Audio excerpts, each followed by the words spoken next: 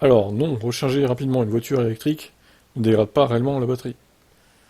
Bon alors, si tu... ouais, enfin, ça dépend quand même. Si tu fais une charge rapide par jour, bon, au bout d'un moment, la batterie... Enfin, une charge rapide, je parle 250 kilowatts, entre 200 et 250. Voire même entre 150 et 250, on va dire. En dessous, bon, pas sûr que ça dégrade pas plus que ça en tout cas.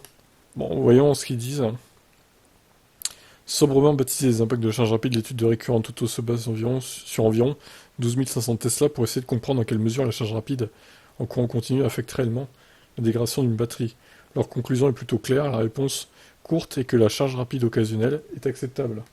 En d'autres termes, il ne faut pas craindre de recharger rapidement sa voiture électrique lorsqu'on en a besoin, notamment en grand trajet pour ne pas perdre de temps précieux.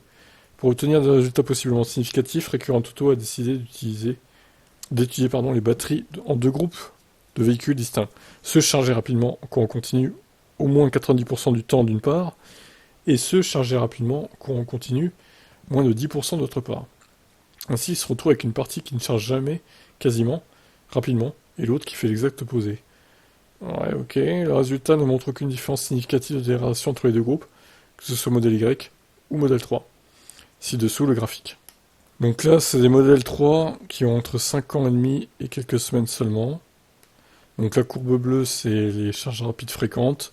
La courbe verte, c'est ceux qui utilisent quasiment pas la charge rapide, tout simplement. Bon, effectivement, bon, ça pour l'air de jouer beaucoup. Alors, il parlait de 12 500, je me suis dit, pourquoi il n'y a que 6300? Bon, on rajoute des modèles Y, du coup. La courbe, la voici. Alors, la courbe du modèle Y, pour le coup, on a l'impression que ça dégrade un peu plus, hein, la charge rapide. Vous voyez que là, bon, le bleu est un peu plus en dessous du vert, contrairement au modèle 3. Même si à la fin, bon, la courbe verte repasse derrière, enfin je sais pas pourquoi d'ailleurs, mais bizarre, bon. Moi je serais un peu dubitatif avec cette étude, hein. Ouais, pas trop convaincu perso. Comme toutes les voitures électriques, elles n'échappent pas à la dégradation calendaire, diminution de la capacité de batterie avec le temps. Cependant, comme vous pouvez le constater, la dégradation n'est pas accentuée pour les modèles 3, qui ne font presque que de la charge rapide.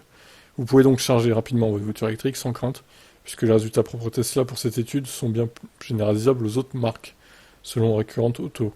Les constructeurs prévoient aujourd'hui des systèmes robustes de gestion thermique, de tension, de batterie, qui protègent correctement les batteries contre les dommages liés à l'utilisation régulière d'un chargeur rapide.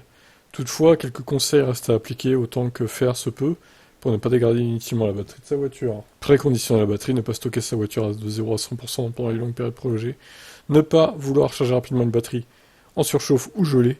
Si vous appliquez ces recommandations, la charge occasionnelle ne sera jamais un problème. Très bien. Bon, bah, je vous laisse réagir. Est-ce que vous êtes convaincu par cette étude?